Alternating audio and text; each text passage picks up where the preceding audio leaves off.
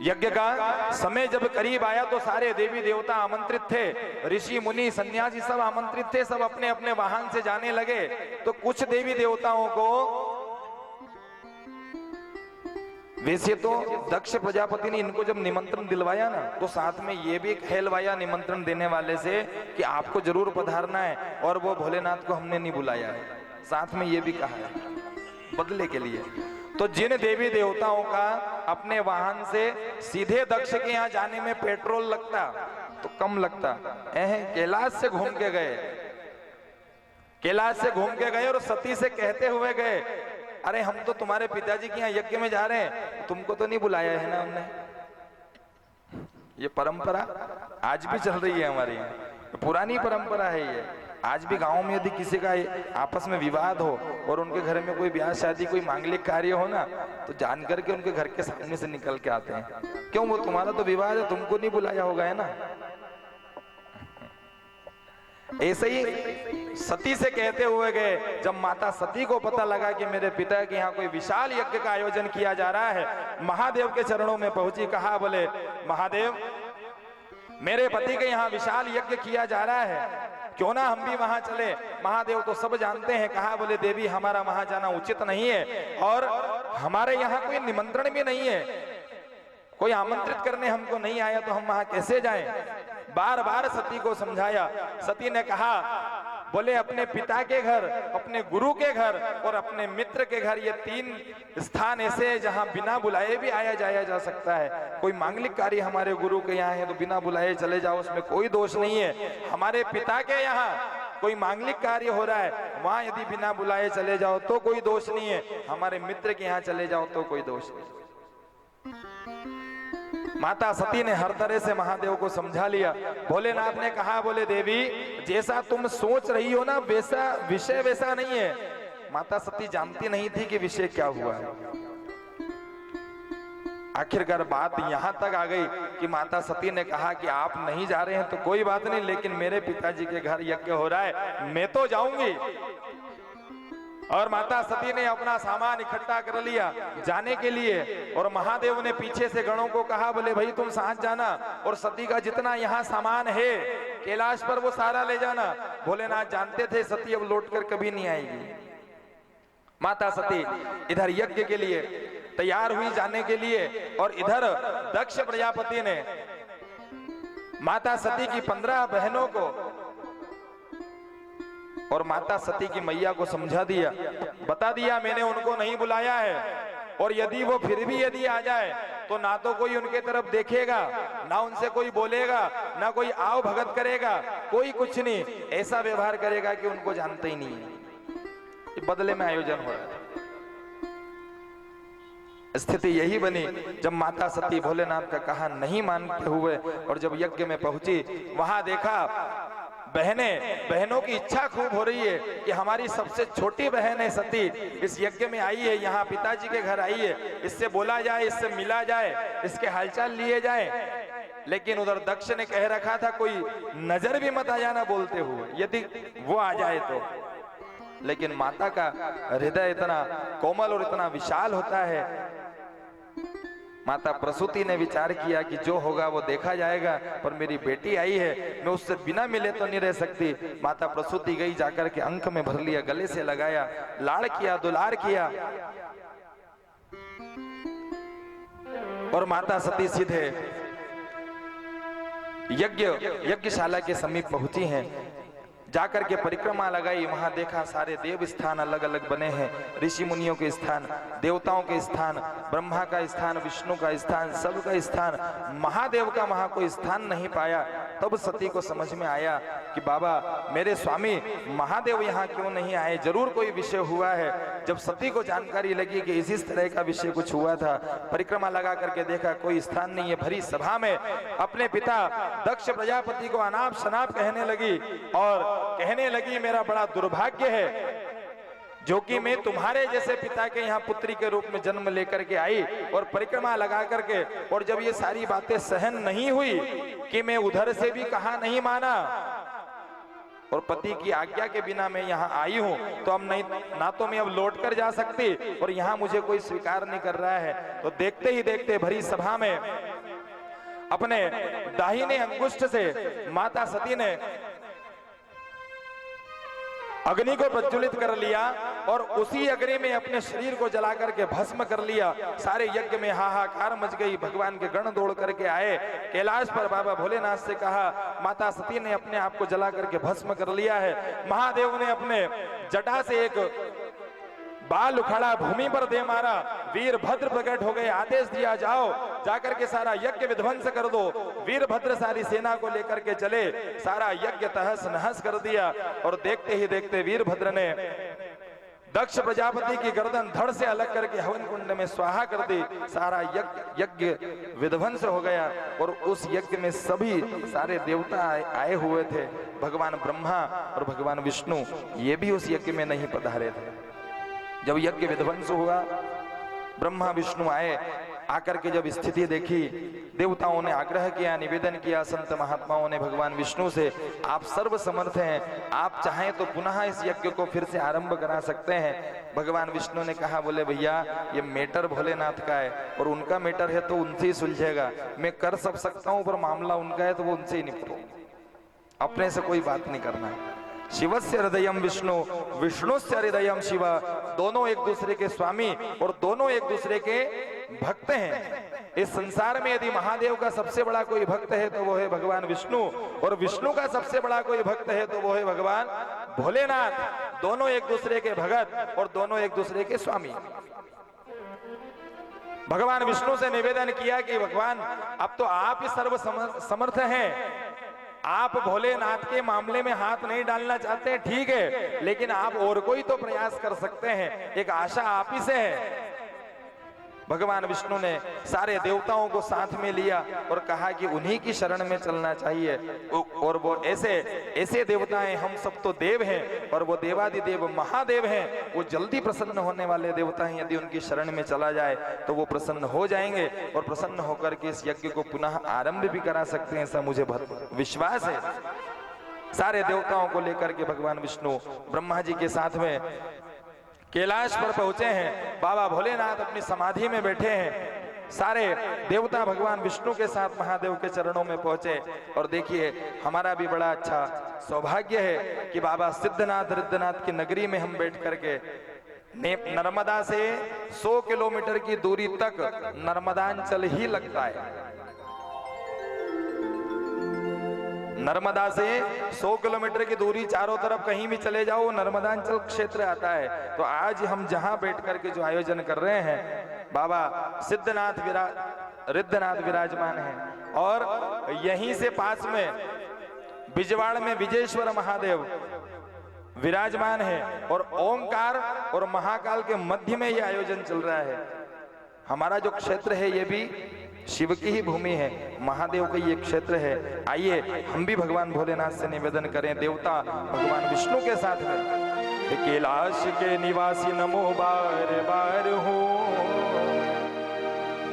नमो बार बार हो आयो शरण तिहारी भोले तार तार दो, आयो शरण तिहारी भोले तार तार दो, आयो शरण तिहारी शंभु तार तार दो, आयो शरण तिहारी भोले तार तार दो, कैलाश के निवासी नमो बार बार हो नमो बार बार हो, आयो शरण तिहारी भोले तार तार दो, आयो शरण तिहारी भोले तार तार दो।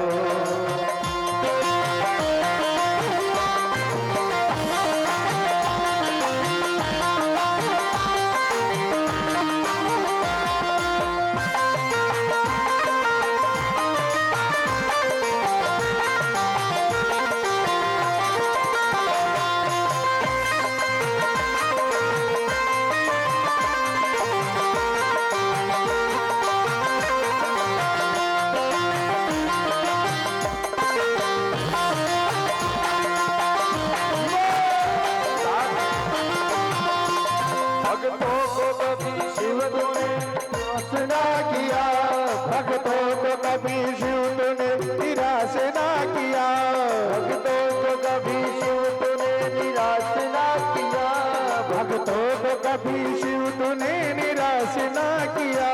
मांगा जिसे जो चाहा वरदान दे दिया। मांगा जिसे जो चाहा वरदान दे दिया। मांगा जिसे जो चाहा वरदान दे दिया। मांगा जिसे जो चाहा वरदान दे दिया। बड़ा है तेरा दायरा बड़ा दातार तू। बड़ा है तेरा दायरा बड़ा दातार तू। आयो शरण तिहारी तार तू। आयो शरण तिहारी गुने तार तार तू। कैलाश के निवासी नमो बार बार हो। नमो बार बार हो। आयो शरण तिहारी भोले तार तार तू। आयो शरण तिहारी भोले तार तार तू। देखिए हमारे बीच में मुकेश जी पंचोली दोनों से हमारे बीच में पधारे हैं। सौरभ जी पाटोदी लोहारदा से पटेल परिवार की ओर से आप श्री का बहुत बहुत स्वागत वंदन अभिनंदन। और इसी क्रम में आगे रेवा राम जी सारण साहब अध्यक्ष जनपद पंचायत कन्नौज वो भी हमारे बीच में पधारे हैं। नारायण जी व्यास गौरक्षक पूर्व राज्य मंत्री सतवास से हमारे बीच में पधारे हैं। ओम प्रकाश जी उपाध्याय विधायक प्रतिनिधि ओम जी शर्मा जनपद सदस्य ये सभी लोग हमारे बीच में पधारे हैं। धर्म राजनीतिक के लोग हमारे बीच में नित्य आ रहे हैं है ना, और भी आना है। बिना राजनीति के धर्म नहीं हो सकता और बिना धर्म के राजनीति नहीं हो सकती। ये दोनों एक दूसरे के पूरक हैं। राजनीति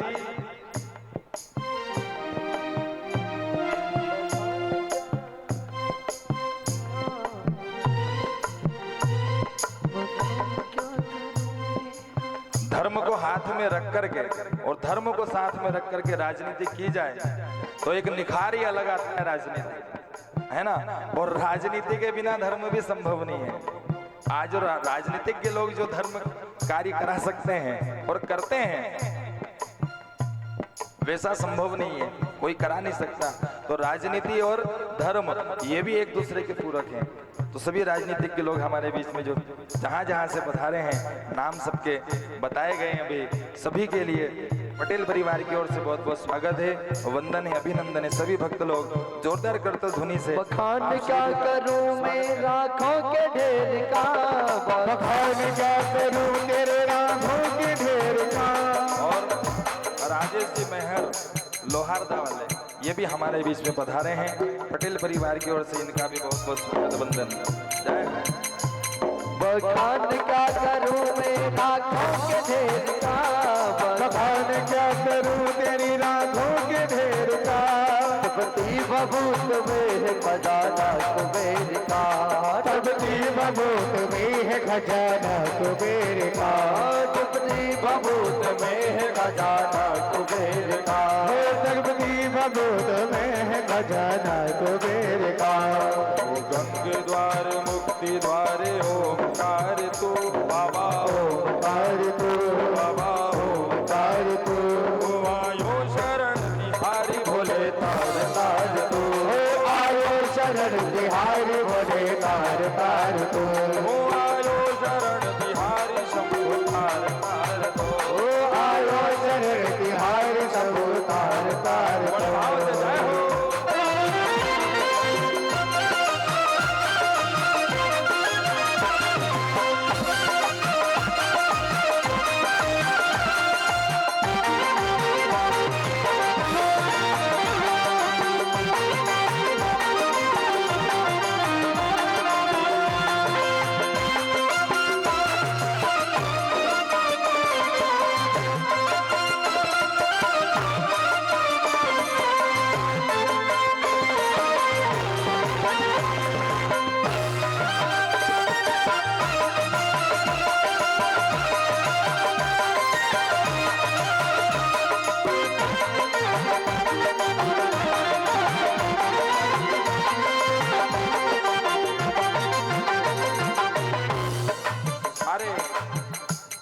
देवता भगवान विष्णु और ब्रह्मा के साथ में महादेव के चरणों में पहुंचे हैं। महादेव को प्रणाम किया, महादेव से निवेदन किया। भगवान विष्णु के आग्रह पर भोलेनाथ तैयार हुए। महादेव अपने सारे गणों को लेकर के उस यज्ञ मंडप में पहुंचे। जैसे ही भगवान ने कदम रखा और जितनी अस्त व्यस्तता उस यज्ञ में हुई थी, सारा सब अपने आप ठीक हो गया। महादेव के पहुंचते ही यज्ञशाला में पहुंचे, देखा दक्ष की धड़ पड़ी हुई है। वीरभद्र की तरफ महादेव ने देखा। वीरभद्र ने इशारे में कहा, वो तो मैंने इसकी गर्दन तो स्वाहा कर दी हवन कुंड में। नंदी सामने आ गया हाथ जोड़ करके। भगवान मनी मन कहने लगा कि मैंने जो इसको श्राप दिया है उसकी लाज रख लेना। एक बकरे की गर्दन बुलाई गई और दक्ष की धड़ के ऊपर लगाया गया। महादेव ने अभिमंत्रित करके जल का प्रोक्षण किया और वो दक्ष प्रजापति उठ करके और गाल बजा बजा करके महादेव की स्तुति गाने लगा। बकरे की गर्दन लग गई नंदी के श्राप से। तो ये जो मैं वाली जो आदत है ना कि मैं ये मैं वो, मैं घर चला रहा हूँ, मैं परिवार चला रहा हूँ, मैं खेती बाड़ी चला रहा हूँ, बच्चों को पढ़ाने की फीस में भर रहा हूँ, घर परिवार में किराना राशन में भर रहा हूँ, उनका ध्यान में मैं रख रहा हूँ, ये मैं कर रहा हूँ, वो मैं कर रहा हूँ। ठीक है, सब आप ही कर रहे हो, लेकिन साथ में ध्यान ये भी रखना कि ये मैं चला रहा हूँ, वो मैं चला रहा हूँ, तुझे भी चलाने वाला कोई बैठा है जब तू चल रहा है।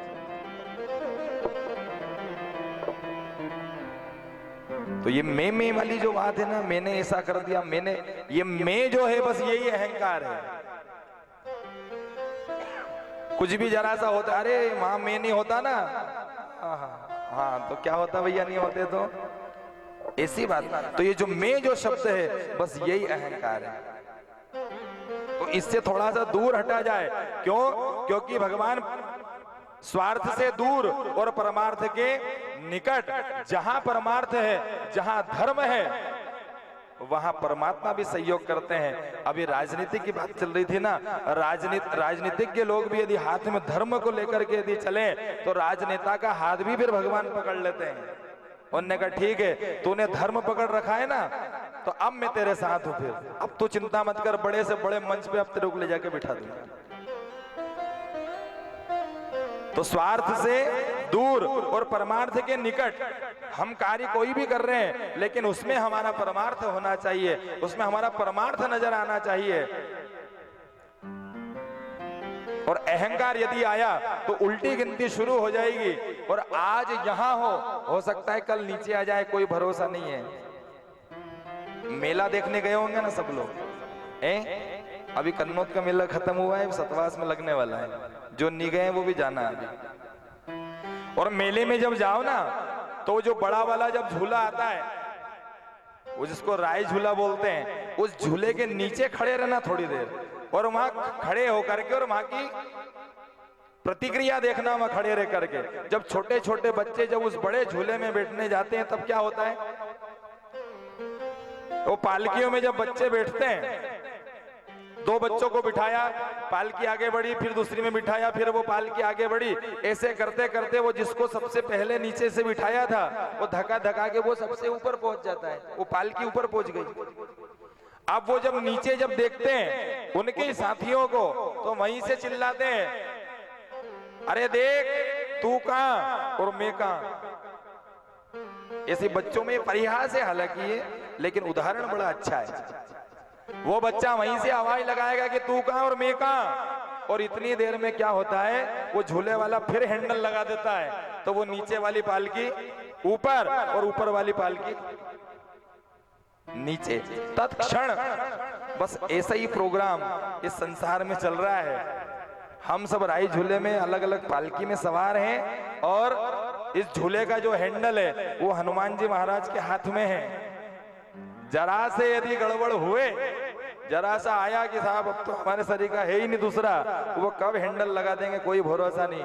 आज तो आज 7वें आसमान पे बिठा रखा है, कब धरती पे लाके पटक दे, एक क्षण का भरोसा नहीं। अहंकार होना चाहिए, लेकिन आटे में नमक गिरे उतना ही, वो भी अनिवार्य है, वो भी जरूरी है, वो भी शरीर को दुनिया को चलाने का एक साधन है, वो भी होना। लेकिन जब ज्यादा होता है तब समस्याएं खड़ी होती है। जैसे दक्ष के साथ हुआ, अहंकार में आकर के बदला लेने के लिए सब कर तो लिया, लेकिन आज उस बकरे की गर्दन लग गई और गाल बजा बजा करके महादेव की अब स्तुति कर रहा है। सारा यज्ञ जैसा चल रहा था पुनः वैसा ही आरंभ हो गया और उस यज्ञ की रक्षा की महादेव ने। और उसी यज्ञ में महादेव का कोई स्थान नहीं था, ईशान्य कोण में अलग से असंख्यात रुद्र के नाम से महादेव का स्थान प्रदान किया।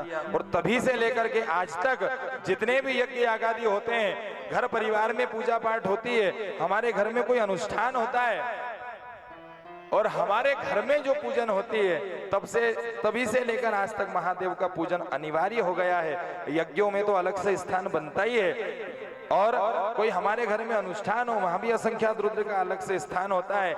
लेकिन हमारे घर में जो भगवान है ना, कुछ ऐसे अलग अलग पंथ के लोग होते हैं, उनने कहा हम तो राम जी को ही मानते हैं बस, और राम को ही घर में रखेंगे। हम तो कृष्ण को ही मानते हैं, कृष्ण को ही रखेंगे।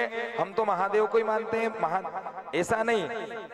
राम कृष्ण को रख लेना, इनकी खूब सेवा पूजा कर लेना, लड्डू गोपाल को खूब पंचामृत से नहलाओ, 56 प्रकार के नैवेद्य लगाओ, अच्छी महंगी महंगी पोशाक पहनाओ, खूब पूजा पाठ करो, लेकिन वो पूजा फलित ही जब होगी जबकि आपके घर में महादेव का पूजन होता है। क्यों? ये जो कलयुग है ना, कलयुग के अधिपति महादेव हैं।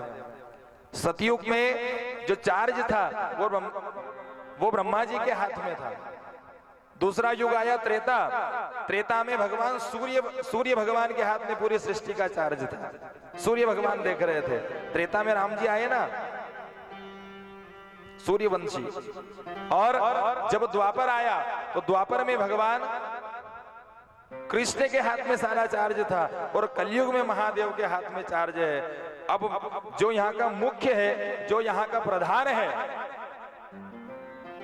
इस धरती का, इस संसार का, इस ब्रह्मांड का, इस त्रिलोकी का जो प्रधान है, उनकी यदि सेवा पूजा नहीं हो और बाकी सबको खूब नहलाओ और खूब भोग लगाओ, तो उसका कोई अर्थ नहीं है। इसलिए महादेव का पूजन छोटे से छोटे कर्म में होना चाहिए। असंख्यात रुद्र का अनुष्ठानों में तो अलग से स्थान होता ही है, लेकिन हमारे यहाँ घर में भी भोलेनाथ होना अनिवार्य है। और हम तो नर्मदांचल के रहने वाले लोग हैं, जहाँ के कंकर कंकर में शंकर विद्यमान है। हम तो ऐसे सौभाग्यशाली लोग हैं, नर्मदांचल में रहने वाले लोग हैं। और जिनके घर में नहीं होना, वैसे तो मैं जहाँ तक समझता हूँ कि यहाँ तो सभी के घर में महादेव की पूजा होती होगी, और जिनके यहाँ नहीं हो रही थी वहां भी अब शुरू हो गई है कुछ समय से।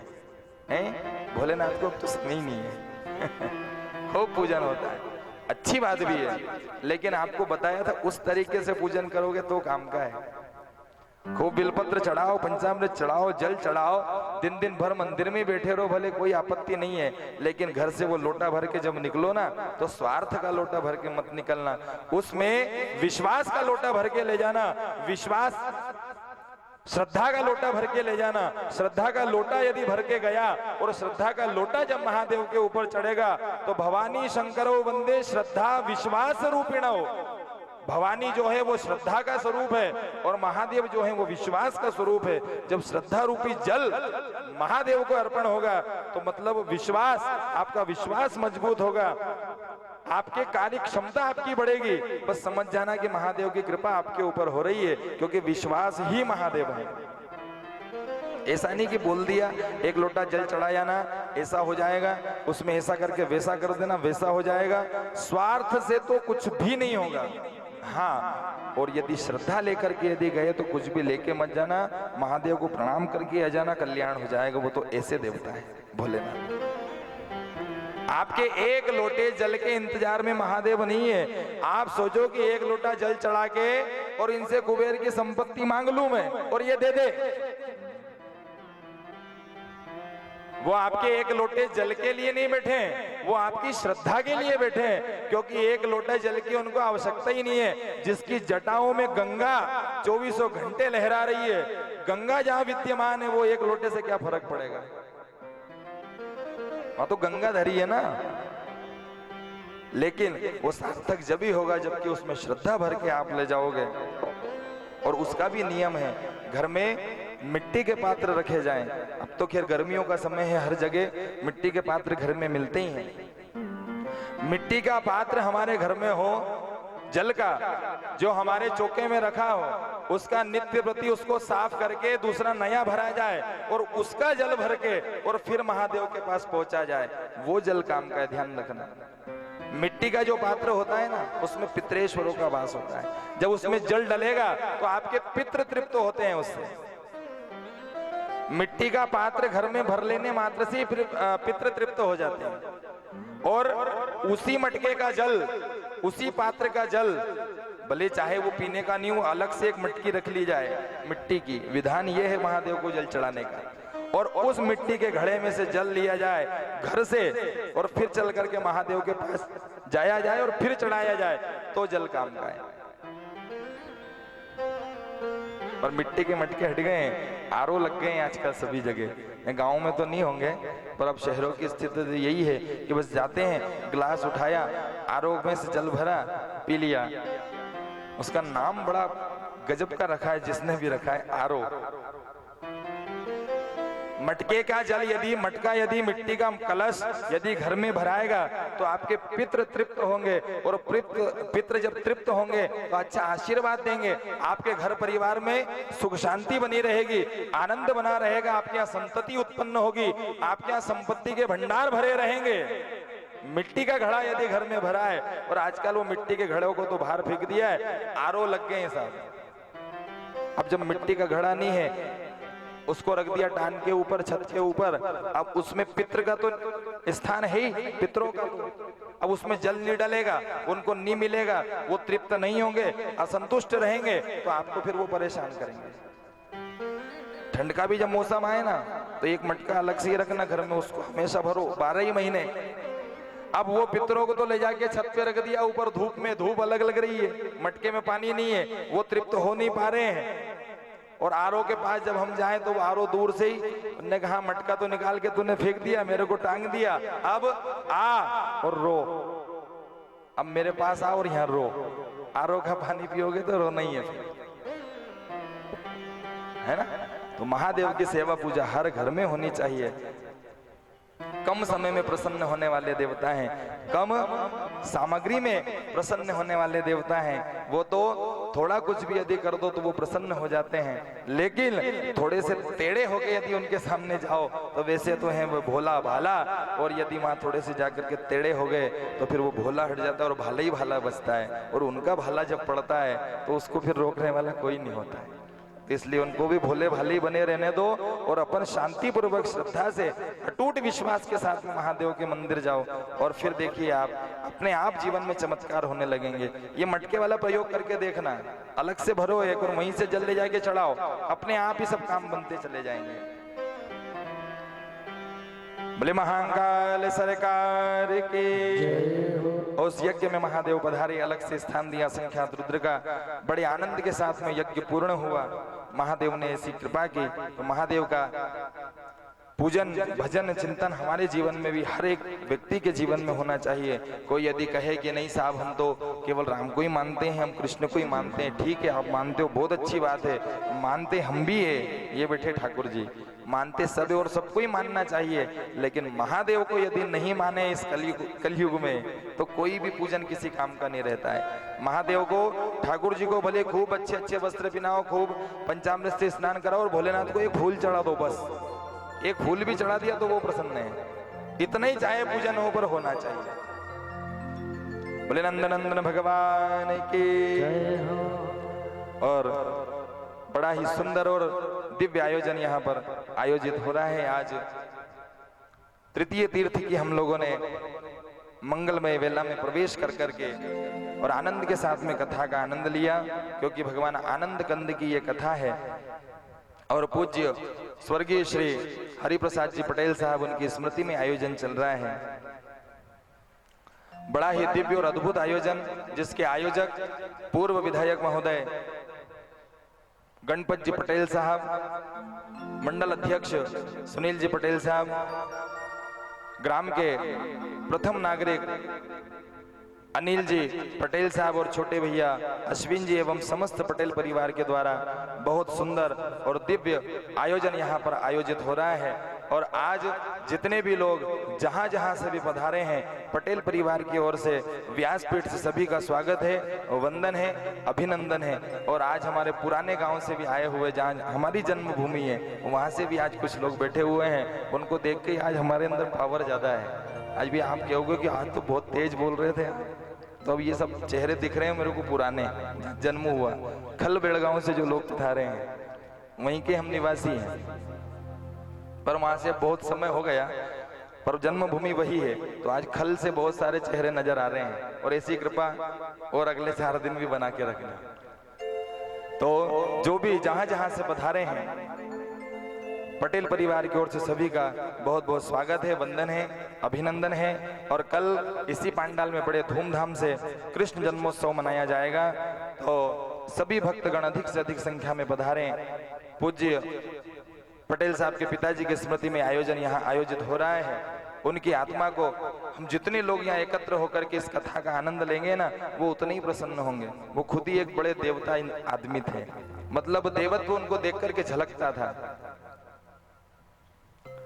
और आपकी हमारी सबकी संतुष्टि से हम सब लोग यहाँ बैठ करके उनकी स्मृति का ही आयोजन का जो हम यहाँ समय दे रहे हैं, उनको बड़ी प्रसन्नता हो रही होगी, क्योंकि वो वायु रूप में कहीं ना कहीं हमारे बीच में ही रह करके उस आयोजन का आनंद ले रहे होंगे। तो पटेल परिवार को भी भागवत व्यासपीठ से बहुत बहुत धन्यवाद, जो ऐसा सुंदर विचार अपने मन में ला करके और अपने पिताजी के लिए, पिताजी की स्मृति में ऐसा दिव्य आयोजन यहाँ पर आयोजित किया है। पटेल परिवार का भी बहुत बहुत धन्यवाद। सभी भक्तों से मैं निवेदन करूंगा जो हमको आनंद प्रदान कर रहे हैं, पटेल परिवार ऐसा दिव्य आयोजन करके उनके लिए भी एक बार जोरदार करतल ध्वनि। ऐसे दिव्य विचार भगवान उनके हमेशा बनाए रखें, और ऐसे धर्म कार्य वो जीवन भर, जीवन पर्यंत करते रहें। ये हर किसी के भाग्य में नहीं है, भाग्य से मिलने वाली चीजें होती है। यहाँ सुनने वाला ही बड़ा भाग्यशाली होता है, तब यहाँ आकर के बैठ सकता है। तो कराने वाले कितने भाग्यशाली होंगे। तो ऐसा भाग्य आपका जीवन भर बना रहे। और जो भी हमारे राजनेता लोग, राजनीतिज्ञ लोग जो पधारे हैं, उनका भी बहुत बहुत धन्यवाद, जो आपने इतना समय दिया है। अच्छी बात है, अच्छा लगता है जब इस तरह के लोग जब आते हैं, बड़ा अच्छा लगता है। क्यों? क्योंकि हम भी कुछ ना कोई वही प्रयास में लगे हैं, और ये लोग भी इनके मंचों से उसी प्रयास में लगे हैं। सभी कहीं ना कहीं धर्मो रक्षति रक्षता, उस सनातन की सेवा में ही सब लगे हुए हैं।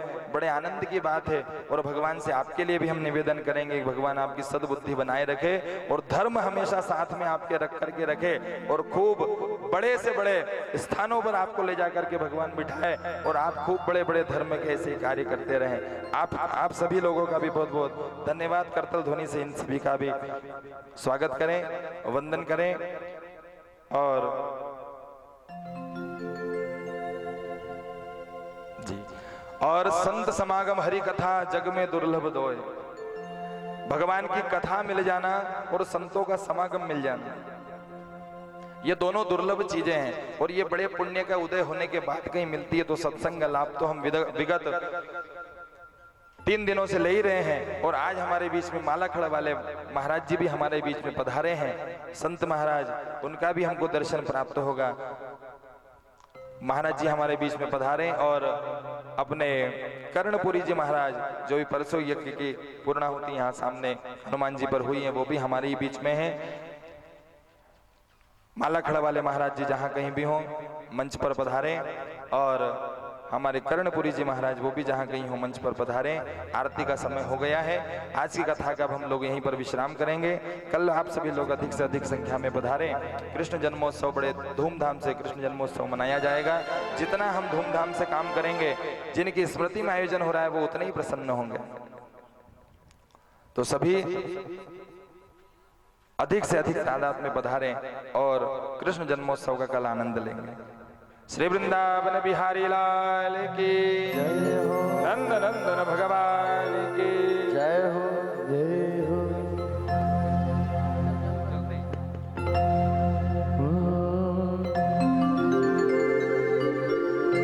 मुरली वाले मोहना, तुमसे मेरी फरियाद है, और हमने सुना है आपको बिगड़ी बनाना।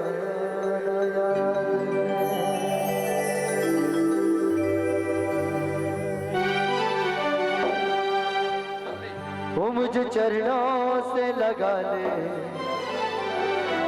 वो मेरे श्याम मुरली वाले। वो मुझे चरणों से लगा ले, मेरे श्याम मुरली वाले। वो मुझे चरणों से लगा ले, मेरे श्याम मुरली वाले।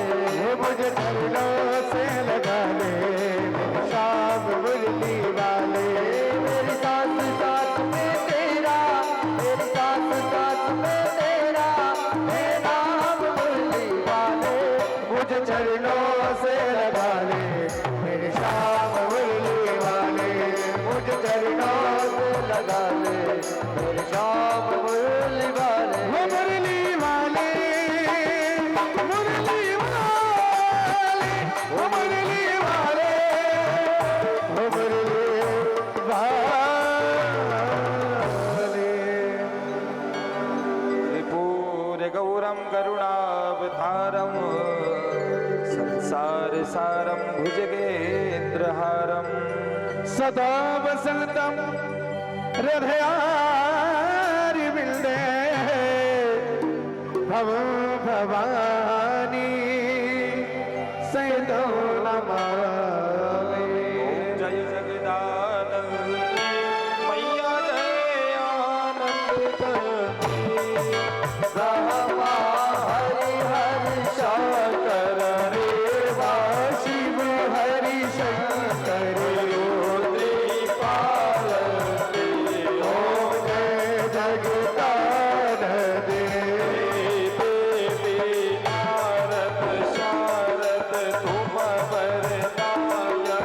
अभिनव पद चढ़े भैया, अभिनव पद चढ़े। हे सुर नर मुनि जन सेवक सुर नर मुनि जन सेवक शारद पद वंदे ओम जय जगतानंद देवी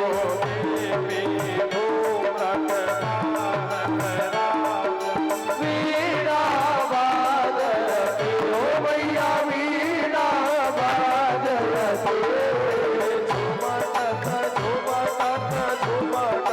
जननन जननन जननन ओम जय जगतानंद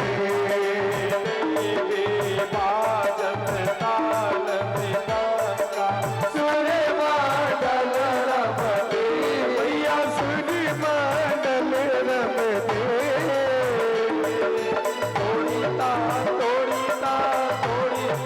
दुररण दुररण दुररण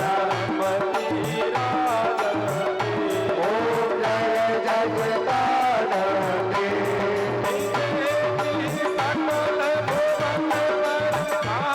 विराज सदिनारायण।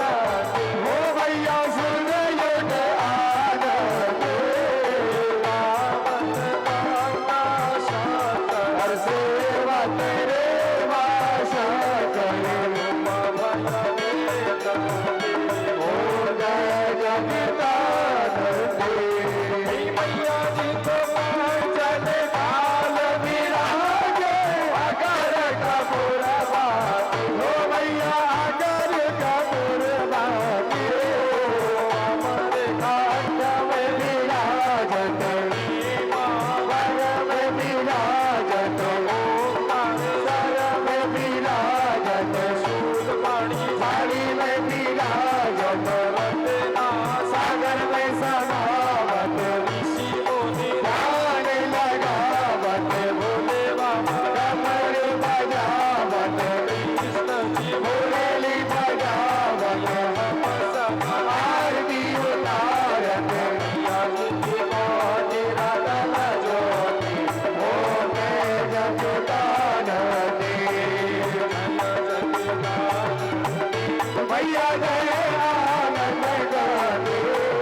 बाबा हरि हर शंकर रेवा शिव हरि शंकर पारने। ओम जय जगतानंद ओम जय जगतानंद।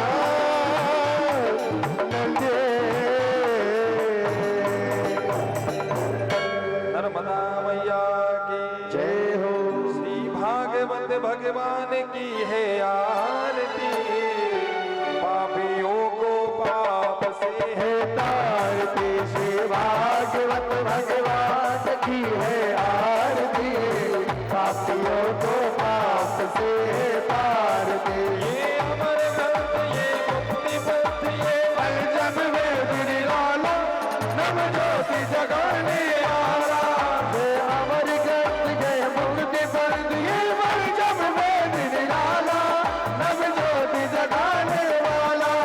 हरि नाम यही, हरि ध्यान यही, हरि नाम यही, हरि ध्यान यही, हरि नाम यही, हरि ध्यान यही, हरि नाम यही, हरि ध्यान यही। यह जग मंगल की आरती, पापियों को पाप से तारती, श्री भागवत भगवान की है आरती, ओ आरती, पापियों को पाप से है तारती। ये शांति गीत पावन पुनीत पापों को मिटाने वाला, हरि दर्श कराने वाला, ये शांति गीत पावन पुनीत पापों को मिटाने वाला, हरि दर्श कराने वाला। को यह सुख करणी, यह दुख हरणी, ये सुख करनी या दुख हरनी, यह सुख करणी, यह दुख हरणी, या सुख करनी या दुख हरनी। यह मधुसूदन की आरती, पापियों को पाप से तारती, श्री भागवत भगवान की है आरती, है आरती, पापियों को पाप से तारती। ये मधुर बोल जगपंथ खोल, सन्मार्ग बताने वाला, बिगड़ी को बनाने वाला, हे मधुर बोल जगबंद को सन्मार्ग बताने वाला, बिगड़ी को बनाने वाला। ओ श्री राम यही, घनश्याम यही, श्री राम यही, घनश्याम यही, राजा राम यही, हनुमान यही, राजा राम यही, हनुमान यही। यह ध्रुव नारद की आरती, श्री भागवत भगवान की है आरती, ओ आरती, पापियों को पाप से तारती, पापियों को पाप से तारती, पापियों को पाप से तारती।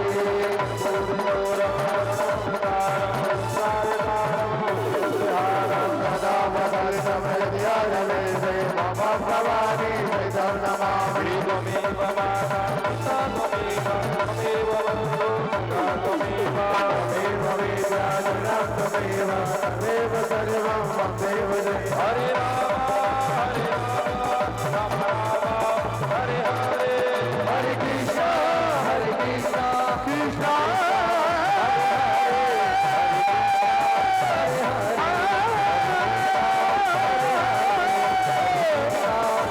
हरे कृष्णा